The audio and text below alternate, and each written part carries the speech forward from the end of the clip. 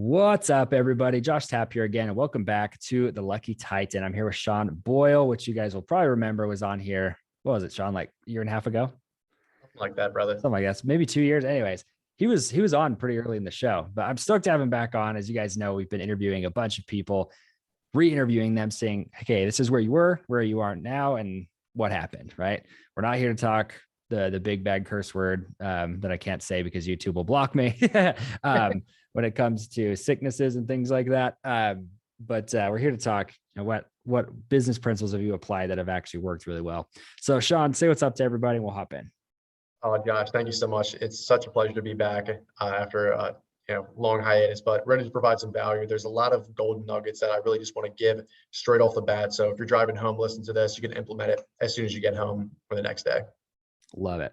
Well, and I want to give people some background too. If you haven't heard Sean's other episode, go check it out. I probably should have written down what number it was, but anyways, it's back there. Just use the Control F and find it. But I mean, Sean's been in the virtual tours business, so it's Momentum Virtual Tours. But what I loved about your model when we last spoke, Sean, is that you had built honestly like a very lean company. You didn't need a ton of staff or anything to build this company. You'd done very, very well. And it had just skyrocketed because you really, what's the word? Like, I guess your innovation was so much better than the competitors because you were coming at this saying, hey, this is a really boring, outdated market, but you were updating it and disrupting it with such an awesome new tool. So can you kind of give us an idea of what Momentum Virtual Tours does? Yeah, for sure. So Momentum Virtual Tours, we are HQ'd in Philadelphia. So shout out to all my Philly people out there. We are a nationwide company. So we actually have about 2,000 vetted contractors that can do anything from virtual tours to drone photography to videography, 3D rendering, virtual staging, all that great stuff. So we're primarily in the US, but we have had some pretty hefty projects out in the UK, Spain, Paris area, Budapest, Prague, etc. So we're really looking to take this international as the years go on, especially in this decade. Yeah, love that. Yeah, and I do want to touch on that point here just briefly too of going international, because you're in a business where services are geographically important, right? Like someone like me, it doesn't matter. I'm global right now, but it doesn't matter because I'm digital, right? But like what you're doing, I mean, you actually have to like fly in there and use the drones, and like the costs and everything get higher. So what's the game plan to go international? Game plan really is to hire. It's pretty easy. Like the game plan is to hire photographers, one, that are obviously good, and two, that speak the language and who are sort of bilingual with English or Spanish and English and Russian, English, and whatever type of language. Because then not only are they actually facilitating conversations with the client, but they can actually upsell them. And that's what I'm really looking for, is people who not only are photographers, but own their own photography business per se. And like, there's a difference because there's contractors who are just like, oh, I'll take a couple jobs here and there. There's people who actually own these these photography companies who are natural salespeople like myself, who can actually go and shoot a pretty decent product and can upsell as time goes on. So that's really the model that we're looking to hit, especially in 2022, 23, etc. Right. So yeah, that's awesome.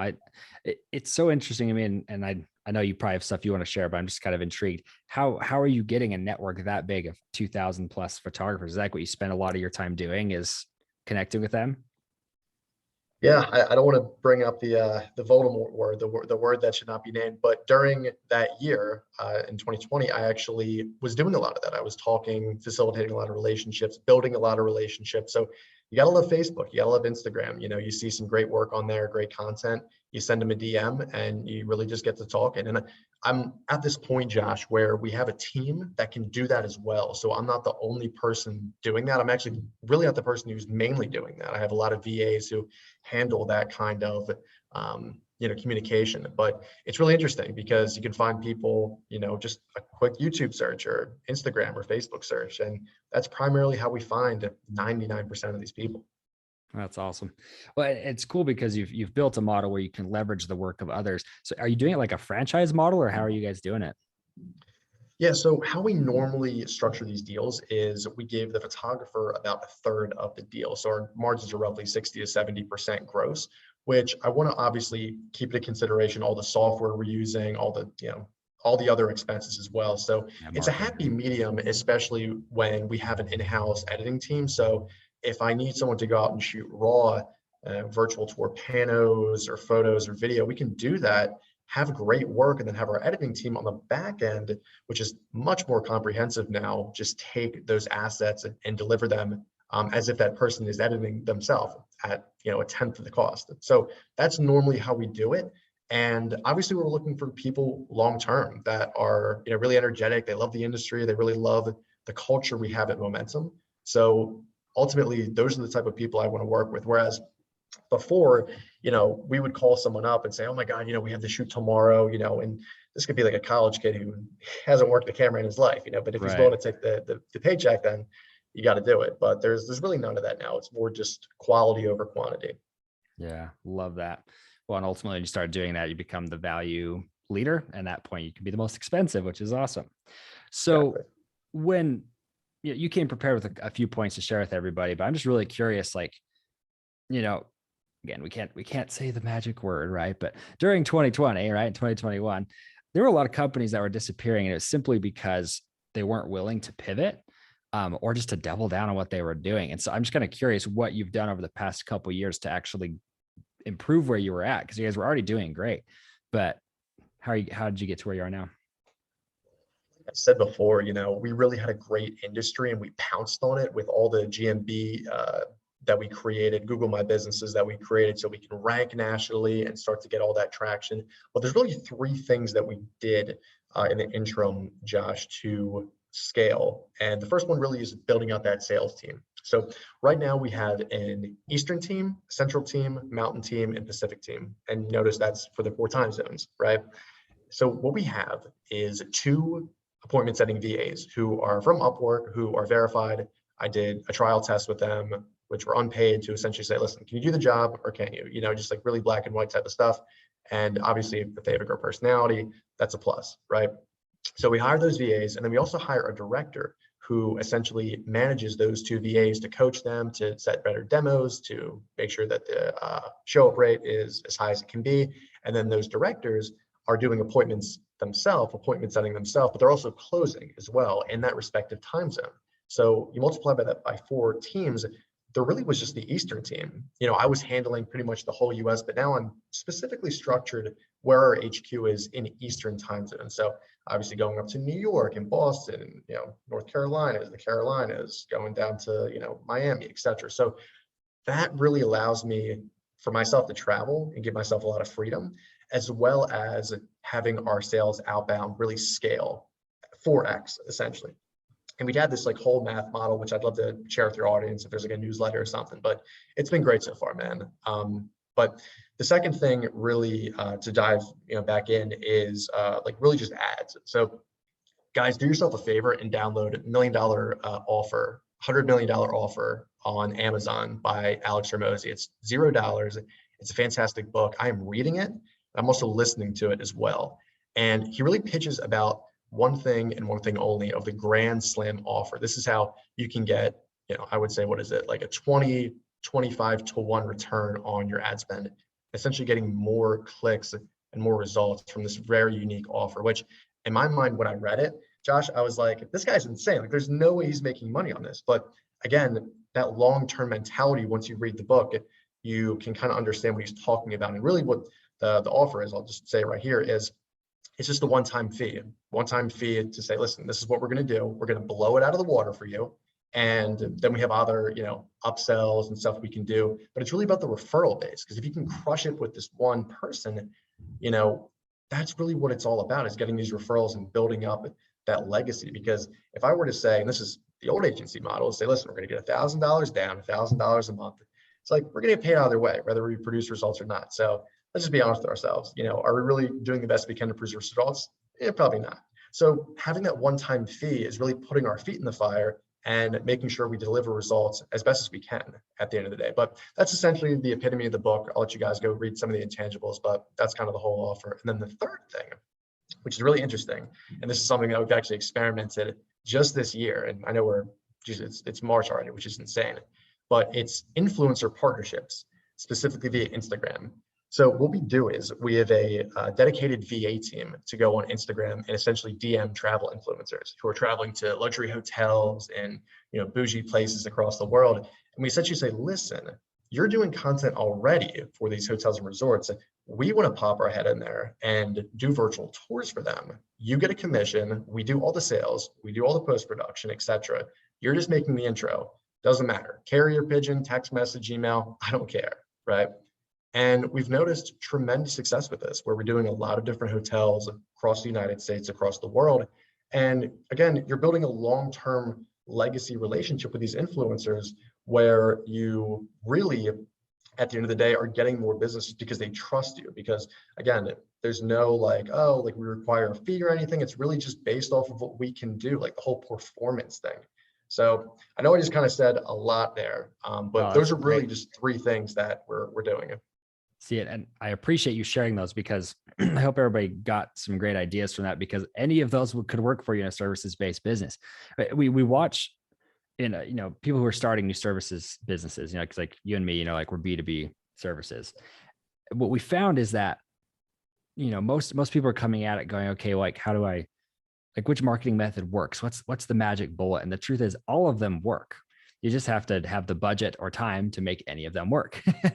and it's all about scaling and structuring those offers. But I think what, you're realizing, I guess I've realized as well too in the past couple of years, is that if somebody else, if it's their full-time job to set appointments or to close the deals or whatnot, they're going to do it 10 times better than you could, because you can only spend 10% of your time appointment setting, 10% of your time doing sales, 10% doing operations, and so on and so forth. So it's just so interesting to see that, you've been leveraging that as well. And I've been seeing, I think last year in particular is when that really started to take off. People really started realizing, oh man, appointment setters are gold. Because I used to think, oh, you just need a sales guy. No, you need somebody who's an appointment setter, and you need a closer. You've got to have both or it doesn't work. Yeah, it's funny, man. I literally thought the same exact thing, and it's like just a total like 180. Honestly, once you have that mindset shift, it's crazy. Yeah, I know for myself, like even like implementing that, because I didn't realize you needed a setter and a closer, but I used to think I sucked at selling, and that wasn't the case. I sucked at appointment setting. And the truth is I got an appointment setter and I can close at like a 30 to 40% rate, because he just tees me up, and it works perfectly because they hand him off to me. They already like me at that point. I don't have to like build clout because he's done it for me. And then we just sit there and have a good conversation, and they're like, okay, here's my money. Right. Yeah. It's pretty cool when you can have an appointment setter in there. So great recommendation, man. I appreciate it. So you said, you could kind of break down your business model here a little bit. I do want to know what's the model. I mean, obviously you can't give us like the full thing here audio, because, not everybody can see this, but what's the model? So in terms of like actually just like generating like revenue just based off of virtual tours, you mean? Yeah. So what we normally like to do is there's two main things. So I'll just tell you like our customer persona, like our ideal customer. It's really just someone who obviously has that long-term mindset. Doesn't matter if they're in the real estate space, small business, medium, large space. It's just really that. But about 50% of our business is in real estate. The other 50% is small business. For, I would say, a good majority of our real estate clients, they're pretty much a, ongoing basis where it's like, all right, just give us a call and we'll go out there, right? That's pretty much that. So what we do is just normally charge either a one-time fee or a package deal for a brokerage, for said, agent. Doesn't really matter, you know what I mean? Because we work with a lot of people who they have multiple agents on the team. And then we have people who, are larger agents who just call us to do like these grandiose houses, which is incredible. Like, dude, we shot this place in Philly. It's like 10,000 square foot residential spot on Locust Street. It was incredible. It was unbelievable. I actually got in a little bit of trouble because I posted some content that I shouldn't have, but that's for another conversation. But anyway, and the other 50% is small business, where that's more of monthly hosting, where we will normally take about 1% of the total square footage of that facility and charge monthly hosting, where I would say about 10% of the square footage we actually charge for the virtual tour or photos, video, staging, whatever we're going to do. And that model really has worked out well for us to essentially not only grow, but grow at a pace that's, good for us, because I continuously want to hit that net profit number, that margin, that percentage at the end of the month. Like, I don't want to have months where it's, just we're thin or we're like crushing. Like, I want to have a very even kill, just growth pattern that like Warren Buffett says, no one wants to get rich slow. And it's super true, because like I would much rather take that path that's methodical, but you're growing each month. Whereas you have these very like, months that just fluctuate and you don't really know where you stand. You know what I mean? And there's another great quote from the Hormozy book he says, you want to find out why you failed at something rather than just succeeding and you have no idea why you did. So. Yeah. That's actually a really great quote. I love that because ultimately most people nowadays, you look at these like 15-year-old, 16-year-old kids who are making millions of dollars and you ask them to repeat it and they can't. It was like, hey, I got lucky. I got really lucky. I'm not just like picking on younger people because I'm a young person too, but like, I know for myself, the only reason we've gotten to where we are today is because I had to spend 5 years, 6 years grinding and hating my life and having huge wins and then huge failures and back to zero and having to live off my wife like I had to for years and years, right? Like those are the sort of things that people are talking about more, but like you and I will have much longer term sustainable businesses for that reason. So pretty awesome. So Sean, we're coming up to the end of the interview here, man, but I want to ask you a couple questions. So the first one is, how can people connect with you?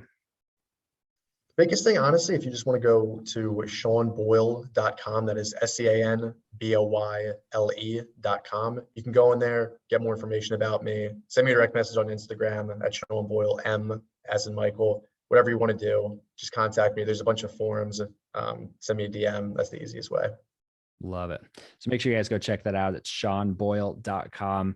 Sean's a pretty accessible guy. Obviously, you guys can tell he's very laid back. So if you are looking for someone to do virtual tours, especially if you are in the real estate niche, these are awesome. Definitely go check out Momentum at virtualtours.com because you guys could definitely learn a lot from what these guys are doing. And then Sean, just to kind of wrap up the interview, could you give us one final parting piece of guidance? Yeah, like I said previous, I don't know if I said this in the last interview, Josh, but I'll just reiterate it anyway. Better to do it twice. I think a lot of people are just like, I gotta do it now. I gotta do it now. And I'll be honest, I have one of my weaknesses in life is patience with relationships, with money, with a lot of different things, which I'm learning, but I think it's really important to enjoy that journey. And I know it's so, mundane to say that, but it's really important. Like we were talking before this, I'm not at the pinnacle yet of, where I want to be, but I think I'm going to be the most happy I will be in this whole process because I'm enjoying that process of growth, just seeing different things move. And like, I'm excited for the good and the bad, and just kind of living that life. Whereas if I get to the pinnacle, curtains, it's end, like we're done for the most part, we're finito. So that's pretty much it. And like the happiness is going to just, take a back seat, I would say, and, latch onto something else per se. So I would say always play the long-term game, and that's in relationships, that's in, deals. I mean, if you can have that mindset throughout your whole life, and again, I'm 24, like I have so much to learn. There's so much I really have to learn, but I'm ready for that. I'm ready to learn, and you just have to be excited about that. But take that long-term process, nothing short-term, and you'll do okay.